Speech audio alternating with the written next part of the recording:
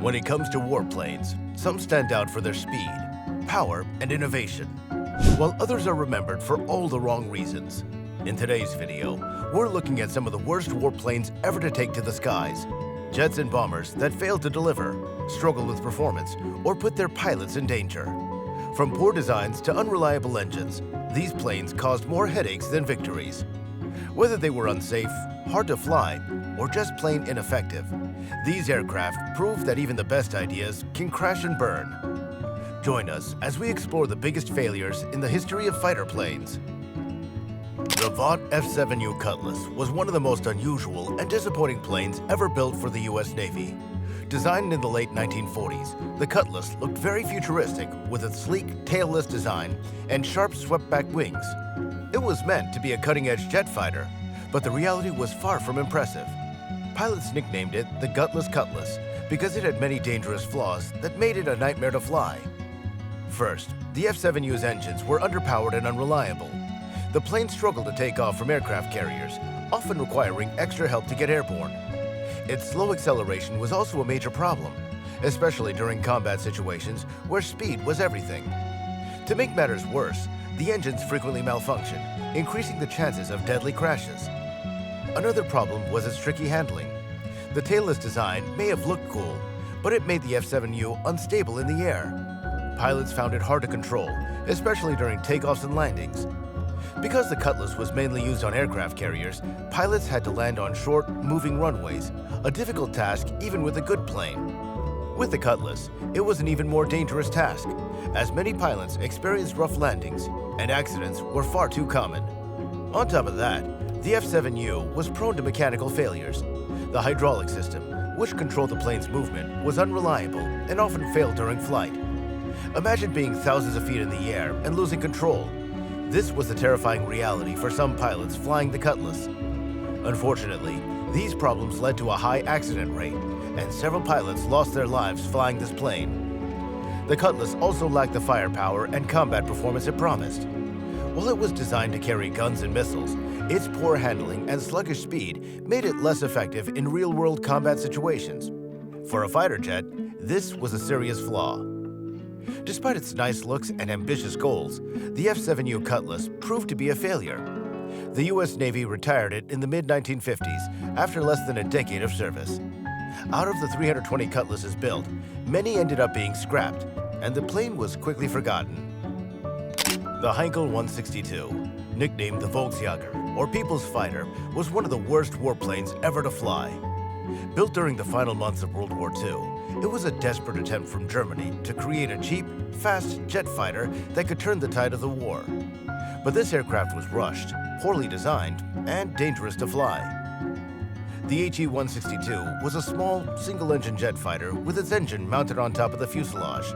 It looked unusual, but was designed this way to make it easier to produce quickly. The Germans needed to cut costs and materials, so many parts of the HE-162 were made of wood, which was not ideal for a high-speed jet. The wooden parts were weak, and the glue used to hold the plane together often failed, especially under stress or in bad weather. It was clear that safety wasn't a priority, and this made flying the plane extremely risky. Another major issue was the plane's rushed design. The HE-162 went from drawing board to first flight in just 69 days. This is shockingly fast for building a fighter plane. As a result, many critical problems weren't fixed, and the plane was unreliable. For instance, its engine had a short lifespan and could fail mid-flight. Pilots also reported problems with stability and handling, as flying the HE-162 required constant attention, and even small mistakes could send it crashing. The cockpit was another problem. Although the HE-162 had an ejection seat, which was rare at the time, the controls were not user-friendly.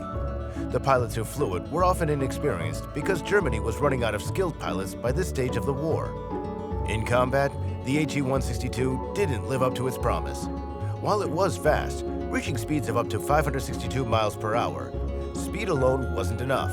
It had limited fuel, which gave it a very short range, so it couldn't stay in the air for long. Additionally, its armament of two 20mm cannons was underwhelming, and the plane didn't have the durability to survive damage. The Convair F-102 Delta Dagger was supposed to be the backbone of the US Air Force in the 1950s. But it turned out to be a plane with more problems than successes. Designed as an interceptor, its job was to quickly climb to high altitudes, chase down enemy bombers, and destroy them with missiles. However, the F-102 had a series of flaws that made it difficult to fly and unreliable in combat. One of the biggest issues was its design. The F-102 was the first plane to use a delta wing, a triangular-shaped wing that looked futuristic but caused serious aerodynamic problems. Early versions of the plane struggled to reach supersonic speeds, which was a major failure for an interceptor whose job depended on speed. Engineers had to redesign the entire fuselage using something called the area rule, a design change that smooths airflow to reduce drag. Even after these fixes, the F-102 never truly lived up to its potential. The Delta Dagger's engine was another weak point. It used the Pratt & Whitney J57 engine, which lacked the power needed to give the plane a competitive edge. It also had trouble maintaining speed and altitude during long missions. Pilots often found themselves fighting to keep control of the aircraft in harsh weather or challenging flight conditions. Its performance was inconsistent, making it difficult to rely on in emergencies. Another serious problem was the weapon system. The F-102 carried guided missiles, but the radar and targeting systems were unreliable and prone to failure. In a real combat situation, this was a huge disadvantage. If the radar couldn't lock onto an enemy, the missiles were basically useless. Additionally, the plane lacked guns, which meant pilots couldn't defend themselves in close combat. On top of these technical flaws, the F-102 had a poor safety record. Pilots often described it as unstable and unforgiving. It was difficult to maneuver, especially during takeoffs and landings, leading to a higher number of crashes. This made it a dangerous plane to fly, even outside of combat. By the 1960s, the F-102 was replaced by the more advanced F-106 Delta Dart, which fixed many of the Delta Dagger's problems. While over 1,000 F-102s were built, most of them never saw significant action in combat and were quickly retired. Before we go on to talk about other dangerous fighter planes that were made, please take a moment to like this video and subscribe to learn more about fighter jets like this. The Mikoyan Gurevich MiG-23, introduced in the 1970s by the Soviet Union, was supposed to be a groundbreaking fighter jet. Instead, it became known for its many flaws. The MiG-23 featured a special design with variable sweep wings, meaning the wings could move forward or backward during flight. This was meant to make the jet fast, agile, and flexible, but it created more problems than benefits. The moving wings made the plane complicated to control and hard to maintain. Another major problem was the MiG-23's engine. While the turbojet engine was powerful, it was also unreliable and sometimes failed without warning, putting pilots in dangerous situations. The cockpit design made things worse. Visibility was poor, so spotting enemy aircraft during combat was difficult. To make matters worse, the outdated radar system pilots relied on was inaccurate and not very helpful. The MiG-23 also had a reputation for being unsafe. Crashes happened often, even during routine training flights. Taking off and landing were especially risky because the jet's poor handling at low speeds made it unstable. Many pilots disliked flying the MiG-23, calling it clunky, awkward, and difficult to control. While the Soviet Union and its allies used the MiG-23 for years, it quickly became outdated. American jets like the F-16 were far better, as they were safer, more advanced, and easier to fly. In comparison, the MiG-23 simply couldn't compete. Despite its ambitious design, the MiG-23 turned out to be a disappointing and dangerous fighter jet. The Yakovlev Yak-38, often called the Soviet Union's answer to the Harrier jump jet, turned out to be one of the worst warplanes ever built. Developed in the 1970s, it was the USSR's first vertical takeoff and landing, or VTOL aircraft. On paper, it sounded like an impressive idea. It could take off and land from small aircraft carriers or rough runways, making it flexible for the Soviet Navy. However, in practice, the Yak-38 had so many problems that it was almost unusable. One of its biggest flaws was its performance. Its two lift engines and one forward thrust engine were unreliable and consumed a lot of fuel. This meant the Yak-38 had a very short range. Sometimes it could fly for only about 15 minutes before needing to land and refuel. That's not ideal for a combat plane. Even worse, the engines were prone to overheating, which made vertical takeoffs risky and sometimes dangerous for pilots. The Yak-38's flight controls were also difficult to manage, especially during takeoff and landing.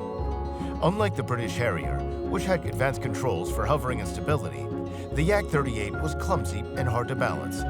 If a pilot didn't handle it perfectly, the plane could tilt or even crash while trying to hover. For this reason, the Yak-38 earned a reputation as being unsafe, and many Soviet pilots didn't trust it. Its combat ability was also disappointing. The Yak-38 could only carry a small payload of weapons, typically a few bombs or rockets, and it lacked the radar systems needed for modern combat missions. This meant it wasn't very effective as a fighter or a bomber. To make matters worse, the Yak-38 was not very durable. It required a lot of maintenance after each flight, which made it expensive and time-consuming to operate. Considering all these problems, it's no surprise that it was retired quickly. In total, only around 230 Yak-38s were built, and they were replaced by better planes that could actually do the job. And with that, we've come to the end of our video. We hope you learned something new. And to learn more about recent developments in the world of fighter jets, subscribe to this channel, and we'll see you in our next video.